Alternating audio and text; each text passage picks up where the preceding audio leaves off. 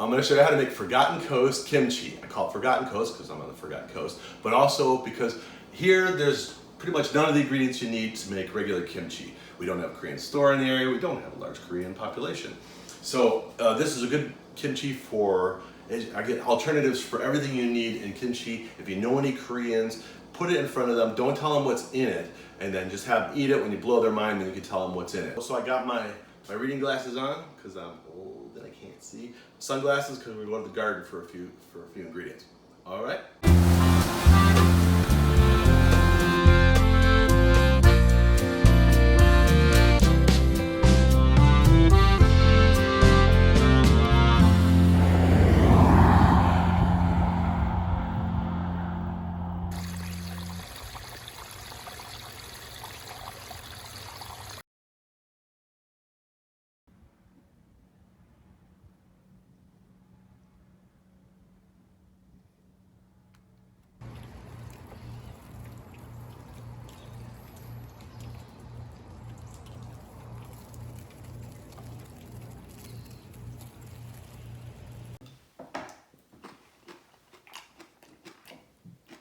That is incredible. That is really very, very good. So I'm not gonna, this is not really a video on how to grow Napa cabbage, but I did want a quick show because it is time. You got to get yours in the ground now if you live in this area.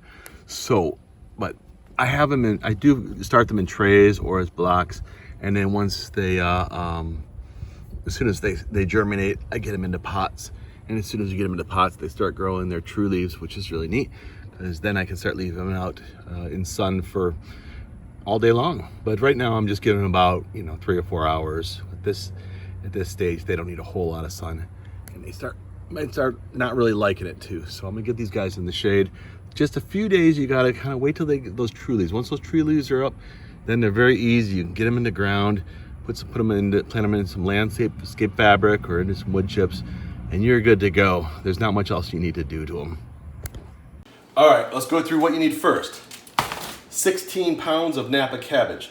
The best Napa cabbage is the red, the purple, okay? It's not often used, and because we're using that, it adds a lot of color that we're not gonna get, we wouldn't get otherwise because we don't have the Korean red pepper. All right, but we got 16 pounds. If this is too much, or you go in the store and you only got a couple small Napa cabbages, you can just divide through the ingredients. But I got 16 pounds. Okay, you need 2 of these silver pans to work with. Get them from the dollar store. Don't spend a lot of money on them. You need a tub. Okay, how much? How big do you need? So you need, if you have 16 pounds, you need 16 quarts. Okay, I believe this is 16 quarts. We're gonna find out how tight it fit. All right, so there we go. Yeah, you always want to try to get something that's BPA free, but actually all plasticizers are a problem. But as long as you keep it cool and don't get in the sun and don't crack it, not too big of a deal. There are better alternatives, but this is what you're gonna get in the Forgotten Coast. All right, 1 1/3 cups of salt. Now here's the big thing. All right, you want to get one of these old seasoning containers that have the 5 3/16, I think that is, I don't know, maybe quarter inch holes. Okay, don't use a salt shaker. No, that was good. That's got the 5 holes. All right, there's a lot of things you can't use, okay? Now, how much this fits in here? I have found that you get a 1/2 cup to the bottom line of the red line on the McCormick bottles, okay? Just pour some water in there, an empty one you see. All right, and you're gonna fill it up. I got a little bit more above the red line, but it's pretty much the red line. All right, so that's gonna be a 1/2 cup in there, so you can divide it out. You 1 1/3 cup of salt, but we're gonna dispense it through an old season. We're gonna use basil. If you don't even wash it out, you leave the seasoning in there. If you got basil before, good enough. All right, we need gloves. All right, yeah, you may be making this for somebody else, and you want to be respectful, but also when you get the salt and the spices and the pepper, we are using red pepper, just not Korean red pepper. It will burn your hands if you're not used to it. Ooh, on that subject, I used to work for a pizza place, and we had to mix the sauce with our arm without gloves on. And when people say, "What's that awesome ingredient in there?" we look at each other and go, "Arm," and it's true. 5 1/2 cups water, 3 white onions, 3 apples. Like I said, don't tell your Korean friends what's in here. These are small organic apples, so I'm gonna add 4. All right. I don't know why organic means small. They don't. These are organic cabbage. They are huge. All right. Now, if you have extra cabbage, just put it in a little bag. If you don't eat it in the the refrigerator, just go ahead and freeze it. You're gonna need 1 1/3 cup garlic cloves. If you don't have garlic cloves, no big deal. Just use some minced garlic. All right, 3 carrots. If you don't have carrots, get yourself 10 ounces of matchsticks carrots. 2/3 cup anchovies or sardines. Okay, this is where it really gets good, okay? 1 1/3 cups coconut sauce. It's Coconut Secret, soy-free seasoning sauce and marinade. If you don't have this in your area, you can use Worcestershire sauce. The anchovies in there will work well with your anchovies. 1/2 cup coconut flour. All right, 1/2 cup raw cane sugar. If you don't have raw cane sugar, you can use any sugar, but may God have mercy on your soul. 1/2 cup flour. 3 cups red pepper flakes. In place of the Korean radish that is commonly used in kimchi, I'm going to use the apples, which I showed you, and also rutabaga. You take the 2 of them, it's going to give you the same flavor.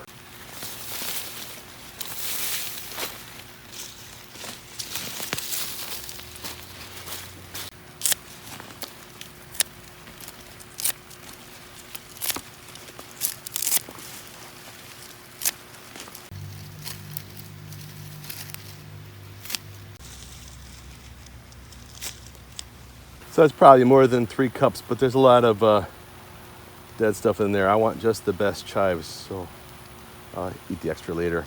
3 cups of cilantro. So if you grow your own, you're gonna have to cut off the core, the root and all that.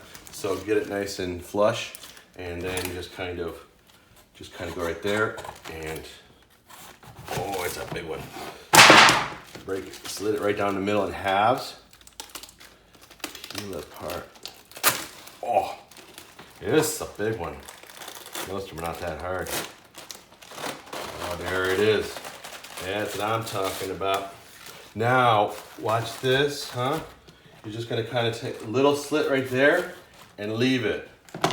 Set it in the tray. All these is good stuff. You can keep it. Just bring it over there. Again, right in the middle. Just right there. Leave that alone.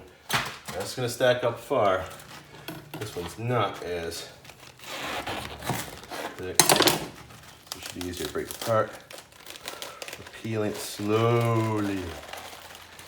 Yeah, look at all that. And then one more slit in the middle. Get to that later. And just keep doing that. But this method I got from Manji's website, or her channel, I should say, her YouTube channel. Check it out. If you want to see just your traditional kimchi, definitely check. I like hers. I've looked at many of the videos. Her method and everything worked well with me, so that's what I'm model and follow. The recipe's a bit different, as you will see. All right, so I like the purple. They're just different. They're longer, so they're kind of good for wrapping around the outside and folding the shorter ones on the inside. But these white ones are pretty dense and thick. Now, when I wait till it's middle of December here in Florida, and I wait till at least then all the rest of the outside leaves are wilting. The insides are good. The reason I wait though is because I don't want any surprises when I get in there. I still get it. There's lizards live inside the cabbage and all sorts of things. But this is really nice. The lizards live in the outside leaves when you peel them off. But you never know what you get. You reduce the chances of getting bit by something. If you wait a little longer, it gets a little cooler.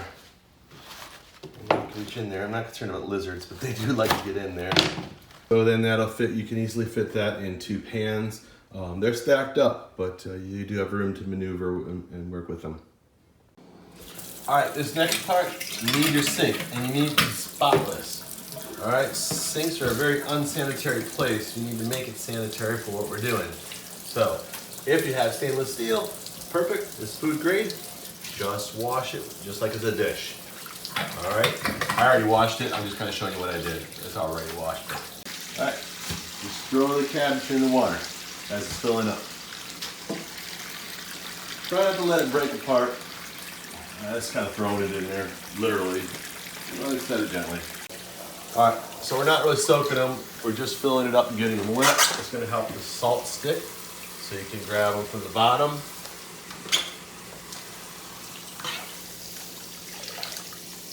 Now this next part, we're going to take the cabbage from here into this tub, salt it, and then we're going to put it back in and then do the other one. Now remember the 5-hole thing, we're going to shake it just once. Just once at the stem. Now a lot of people use their fingers. I am not, because I don't think it's faster. Some people can go really fast. You're getting every leaf. A little salt. You want to come over. You can rub it with your hand if you want, but we're going to be turning it, so you don't need to. Again, just one shake. The issue I have with the hand is the hand gets wet and the salt starts to get clumpy. I find that holding it vertical it gives a really good angle where I can get the salt in there more at the base and then just a little bit light sprinkle at the top. All right, so I have everything separated into the two tins, and we have to let the salt absorb. We're going to turn it every now and then. Now, I have heard anywhere from 2 hours to 8 hours. If it depends on the temperature of your house. That's really what it comes down to. Even if you use the same amount of salt, it comes down to the amount of temperature. It has to do with osmosis. You're absorbing these cells, replacing the water in there. So there's a certain amount of detergents that the leaf has, that stiffness, that was going, as it absorbs salt, it's going to go flaccid. All right, if you're in San Francisco or Napa Valley, your temperature is going to be 55 to 65 in your house. I've been there, lived there. You guys don't have heat. You don't want heat. It's a little too cold for me. Yeah, you can let it sit for 8 hours overnight. Here in Florida, we have the temperature of 76 degrees. 2 hours, it's too much. So an hour and 15 minutes, hour and a half, it is already getting soft. I just got done salting these, and these are already starting to get soft. 76 degrees, it's going to get soft pretty quick. All right, so 5.5 cups of water, we're gonna make our porridge. 5.5 cup water, 1/2 cup flour, and bring it to a boil. All right, so it's starting to thicken up. It's not quite a boil yet. The thing you wanna be careful of is not getting it too hot, because then it'll form a dough crust on the bottom of your pan. This burner over here is really hot, so I always move it over here and just kind of, on my oven, it's medium low. So while that's still doing its thing, we're gonna turn this. All right, so it's already getting very nice and limp, and it's only been about 15, 20 minutes. So if I'm doing about an hour, 15 minutes, hour and a half, you want to turn it 4 times-ish, and that's going to get us about, 20 to 25 minutes, somewhere in between. To turn it every time. Turn it upside down so the salt, the one at the bottom I can't get to. Let's move it over here. Helps to have lots of counter space. I do have a lot, but I always feel like I could use more. Okay, and now I'm gonna do the other one. So the porridge, the purpose of the porridge is to kind of thicken up the kimchi paste. You get it to stick to the cabbage leaves. Now, because it gets sticky, that's why you gotta use gluten flour. You don't need to use wheat flour, but you gotta use some form of gluten flour. All right, so I just brought the boil, take it off the heat to a cool spot.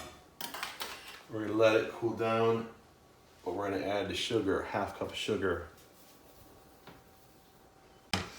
All right, so at the beginning of the video, I said 3 cups of apples and 3 cups of rutabaga. What I mean is the total is gonna add to 3 cups, so 1.5 cups of rutabaga. So cut up the rutabaga. While that porridge is cooling down, maybe take one and eat. Cameraman. All right, I'll cut them up. And then matchsticks. Now cut up the apples. We're gonna take thin slice like that, another one like that, all the way to the seeds. Turn up, and we're matchstick that. All right, and then we get a saucepan. I'm gonna add the rutabaga. Sorry, I'm eating some carrots. Rutabaga and apples. Add the carrots. Cilantro. I'm gonna cut this up a bit. And I'm just gonna cut this up a little bit. I like the big pieces, but I want to make sure that it spreads enough throughout the porridge. Add that to porridge mix. Oh, if only you knew what the cilantro is doing to this kitchen right now. It is making it smell wonderful.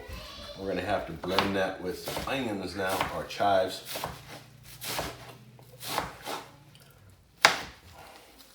So, just because my chives are very long, and they usually are, I fold them, and then I'm gonna cut through one more time. So many things you make out of chives, I love them. And I don't mean like a little bit, like as a garnish, I mean lots. They're so delicious. All right, so roughly 3 cups. If you like something more, you can always add more. This is not the critical part of it. Okay, no, my eyes really are watering here from these onions. Okay, so we're just gonna kind of cut up into chunks. That, if they were fully diced into pieces, that would be about 3.5 cups. So, and this, about 3/4 a cup if you're using the minced garlic. All right, otherwise it's a cup and a third of garlic. All right, good. All right, so now 1 1/3 cups of this coconut seasoning sauce. Take off the little cup if you don't want to be there all day long. All right, it's a 1/2 cup. We always put the fluids in the blender first. 1 and 2 and 1/3 cup. My daughter's getting in there with the onions. Not quite 1/3 cup. So what I'm gonna do is I kind of really want to have that right consistency. So I'm just gonna add a little bit of Worcestershire sauce because that's a good alternative to it. Then we add our onions. Whatever's juiciest, put at the bottom. Those some juicy onions. Oh. My daughter's over there burning from the onions, but yeah, she keeps eating them. All right, add the garlic. And 1/2 cup coconut flour. This is the good stuff right here. Yep. All right, good.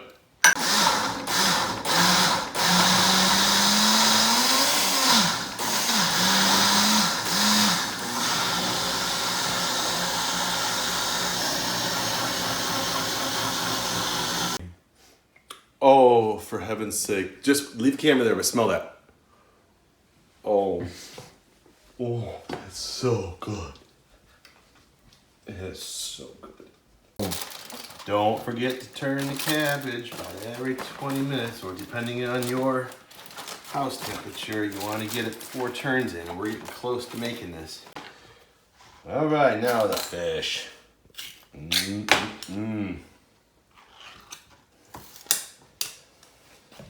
Drain out the water. Stinky and wonderful. Don't worry about this. It's not going to be stinky. If you're thinking this is going to be tasting like fish, it's not. So it's about, looking for about 2/3 cup. This we're going to eat ourselves when we shut the camera off. Put this in there, add it to the mix. All right. All right, this is the moment of truth. This is what it all comes down to right there. Now, this is not Korean red pepper. It's good kimchi. And I don't have enough. But my wife does not like spicy. And I want my neighbors to have some too. And they said they will not eat spicy food. But I told them it's good for them. And they really should. So it probably works out good. But I would put 3 cups in.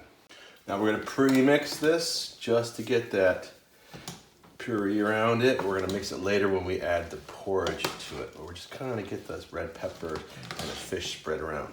without making too much of a mess. Oh, that smells good. Oh my goodness. All right, and you want it to be a little bit mixed up like this, and that is really good. I might just take a little taste. Very good. Uncut. All right, so it is about an hour, almost an hour 15. I'm looking for some hard pieces. That one's a little hard. We're gonna leave that sit another 10, 15 minutes. This is really nice. This is what you want right there. But there's a couple pieces in there. Just wanna make sure that they're all very flexible. Basically kind of take the cabbage. I'm gonna drain it very well to set it in a colander. Now the next one. Now there's a little bit of, for me it seems there's a time limit on the cabbage. So I don't know how people would be able to do it overnight. It would be too wilted. So we're at about an hour and 15 minutes, and that's really wilted. Gotta kind of just rinse it very good. Looking good. This is really nice stuff. All right, so I'm just going to touch a little bit on the osmosis. You see the salt has moved into the cells and the water has been excreted out. So the water, of course, is in the pan. Very nummy salt water. But that's what you're looking for, is to get all of that. And then we're just going to rinse off excess salt. All right, after the first tin, drain the water. You don't want to have a bunch of salty water. You're really not rinsing the salt out. You're going to rinse the pan out, put the dried cabbage, or actually the drained cabbage, back in the pan. And we're gonna fill up the water and do the other pan. Right, so I like to lay these all going the same way so that when we start to put the paste on there, I can grab it all the same and move it into the tub. So you do what you need. Obviously not all of them are gonna fit, but I'm not in the same way. I'll have to put some over here. But that's the idea. And leave them all so that it's easy to get through, so you can, not spending too much time on it, messing around. All right, now we're gonna add, make sure it's all mixed up, our porridge to the vegetables. If this pot was bigger, we'd add it the other way around, but we're gonna do it this way. All right, while I'm doing this and mixing it, I wanna talk a little bit about the probiotics in here. So Korean researchers have discovered 900 different lactic acid bacteria. So in kimchi. So 3 or 4 may have beneficial properties, which really means we want to research this for the next 20 years, so we're not going to prove anything at this point. But here's the other thing about the fermentation process, which kind of breeds these bacteria. All right, as you know, I didn't wash any of the vegetables. I didn't wash the cilantro, the carrots, all of this. You can wash it, but all of it was not cooked and just put in there. Now, health department, if you do this with pickles, okra, anything else, and you try to sell it, they're gonna have a problem with it. But here's the thing that's really neat about kimchi. All right, so it's the oils. Now, this is the big thing. Crude oil bacteria can break down. Crude oil has the volatile esters, which go to our nose when we smell something. So if we're cooking here and making this, we smell garlic, we smell fish, everything. And when this breaks down, that crude oil in the vegetables and the fish and all the things that give us smell are going to be consumed and broken down by the bacteria, leaving behind just the smell of kimchi in the end. So again, the volatile esters are these little molecules that float around the air. They're in the oils. Now, the difference between crude oil and refined oil, like if we would have had olive oil in our anchovies or in our sardines, it would kill the bacteria, okay? And it has no smell. So that's why when this is done, it's gonna have just one unique smell. Right now it's kind of a medley. But that has to do with the oils and how the bacteria break it down and how they breed, and then they do the same wonderful things. Now, what are lactic acid bacteria? Really quick, lactic acid is a byproduct of anaerobic, I'm trying to remember, make sure it's not aerobic, anaerobic metabolism. So when you're producing ATP, if you're not exercising, you're going to leave a byproduct called lactic acid. That's what gives us sore muscles after exercise. So if you're running, you have less lactic acid. But you're sitting around doing nothing, you still got to metabolize, and that's going to produce lactic acid. Wouldn't you want a lot of probiotics in your body, or bacteria in your body, eating that and breaking it down? Yes, we do. It's very good for you. So that's that. Now remember, we did that extra slit right here. Now that they're all kind of nice and limp, we're going to take that off and cut off that core. You can eat it, but it's not really going to be good for kimchi. I'm going to cut that off there. Good. All right, so now the moment of truth. Grab some yellow and some purple, kind of about a handful so you can reach your fingers across. Lay it on a plate, turn it aside, start layering it in, one leaf at a time. It's a bit of a process, but it's worth it because we'll have kimchi all through the spring and summer. Put it in some mason jars afterwards. You gotta leave it in the fridge to ferment for about 6 weeks. Opening a mason jar with this stuff is gonna be like opening champagne, and you don't want that all over. Now I do want to touch one more thing about, we were talking about the oils, and I want to touch a little bit, that's enough right there. Touch a little bit about the oils and the spices too. So what makes food spicy are the oils.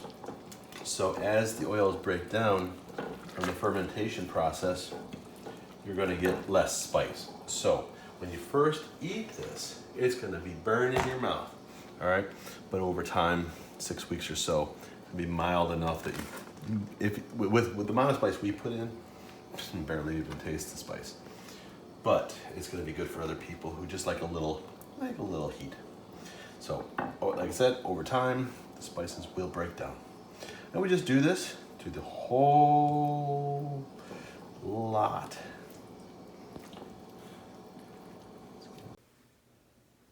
Okay, and there it is. All right, the whole thing is filled. Now, typically you're gonna run out of one or the other. You're gonna have a little extra cabbage or a little extra sauce. Better to have a little extra cabbage because you can make that a soup for the next day. But as you kind of, because you get through it a lot and you're kind of going sometimes more, a little bit less, and you're always gonna end up with something. The more you do it, the closer you'll get to having the equal amounts. But it's just a slight little pinch, just you're rubbing it on the cabbage. But if you run out, this is the better way, because if you run out of sauce, then this cabbage has more of the good flavor. You also lose a lot in the mess you're making. It's a messy, long process, but it's worth it. Now I'm gonna eat some. All right, and the last step is just put some saran wrap around on the top. Kind of just gently make sure you're pressing the air out. You want any bubbles. It's not gonna cause any problems, but you wanna keep it moist and try to get the air out. We're gonna flip it at first in 3 days, and turn everything upside down. Turn it over, take the wrap off, turn it upside down, and you get all the juices in the bottom that kind of ferment, and you're gonna spread it around, turning it just like a compost pile, basically. I had a friend had an opportunity to go to a sauerkraut facility where they make sauerkraut. And me being German, I was fascinated. I'm like, oh, how do they do it? And he says they take a big swimming pool and they just throw a bunch of shredded cabbage in it and throw some saran wrap on top. And I'm like, okay, then what? And he's like, that's it. I'm like, okay. So cabbage and saran wrap. The rest is the bacteria. You're kind of just recovering it and letting nature take its course. And just kind of put the lid on there. It's not really sealing tight, but just to keep it tidy so you can stack stuff on it. I'm gonna put this in the refrigerator, 3 days, open it back up and turn it. The whole process can take about 6 weeks. After about 6 weeks, you can transfer it to the mason jars. Yeah, so with fresh kimchi, a little sesame seed and dig in. Oh, now remember, it's gonna be spicy at first.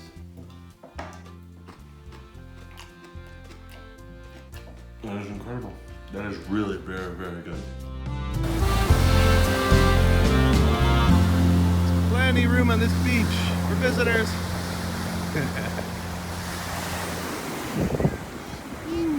I hope this video helped. I got another coming, so like and subscribe to catch next week. Before I go, I want to share something with you. I know firsthand the frustration that comes with spreadsheet garden planning and unreliable apps. That's why my son and I created the Garden Optimizer. It's a super simple tool with just 4 pages and accessible with 4 buttons. One page is your garden parameters, a second is for your climate parameters, and the third is for your crop definitions. but the real magic happens on the garden page. We took every measure to make the design of this page slicker and more convenient than any garden app out there. You can click on any given day of the year and the AI will show you what you should have in the ground and at what spacing. You can choose to plant in rows or staggered for the best profits or the laziest, lowest maintenance garden. And if you're late at any given task, just click a button to re-optimize and the AI will reroute your plan. But we want your feedback before release. To get involved, pause this video and go to gardenoptimizer.com. That's www.gardenoptimizer.com. Sign up for our newsletter and we'll contact you shortly. Until then, man up and grow.